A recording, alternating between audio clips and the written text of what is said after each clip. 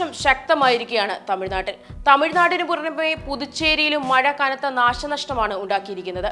ചെന്നൈയിൽ 27 വർഷത്തിനിടെ പെയ്ത റെക്കോർഡ് മഴയാണ് ഇന്നുണ്ടായത്. 1996 ശേഷം ആദ്യമായാണ് ജൂണിൽ ചെന്നൈ അടക്കം 6 ജില്ലകളിൽ സ്കൂൾ അവധി പ്രഖ്യാപിക്കുന്നത്.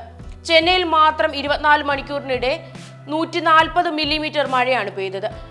ചെന്നൈയിൽ ലാൻഡ് ചെയ്യേണ്ട 10 വിമാനങ്ങൾ ബംഗളൂരുവിലേക്ക് തിരിച്ചുവിട്ടു. 7 വിമാനങ്ങൾ ലാൻഡ് ചെയ്തു. അതേസമയം ചില വിമാനങ്ങൾ പുറപ്പെടാൻ വൈകുകയാണ്. വരുന്ന 5 ദിവസങ്ങളിൽ തമിഴ്നാട്ടിൽ മഴ തുടരുമെന്നാണ് കാലാവസ്ഥാ നിരീക്ഷണ കേന്ദ്രത്തിന്റെ അറിയിപ്പ്. മരങ്ങൾ കടപുഴകി വീണതിനാൽ പലയിടത്തും ഗതാഗത കുരുക്ക് ഉണ്ടായിരിക്കുകയാണ്. പലയിടത്തും വെള്ളക്കെട്ടും ശക്തമാണ്. ഡൽഹിയിലും ഹിമാചൽ പ്രദേശിലും അതിശക്തമായ മഴയുണ്ട്. പ്രളയ സാഹചര്യമാണ് ഇന്ത്യയുടെ വടക്ക് കിഴക്കൻ സംസ്ഥാനങ്ങളിലുള്ളത്.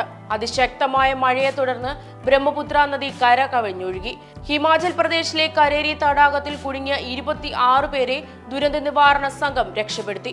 ബിബോർജോയ് ചുഴലിക്കാറ്റ് മൂലമുണ്ടായ ശക്തമായ മഴയിൽ രാജസ്ഥാനിലെ ജവഹർലാൽ നെഹ്റു ആശുപത്രിയിൽ വെള്ളം കയറി. രാജസ്ഥാന്റെ കിഴക്കൻ മേഖലയിലും മധ്യപ്രദേശിലെ പടിഞ്ഞാറൻ മേഖലയിലും കനത്ത മഴയ്ക്കും കാറ്റിനും സാധ്യതയുണ്ടെന്ന് കാലാവസ്ഥാ നിരീക്ഷണ കേന്ദ്രം അറിയിച്ചു. കേരളത്തിൽ വരുന്ന 5 ദിവസം മഴയ്ക്ക് ശക്തമാകും.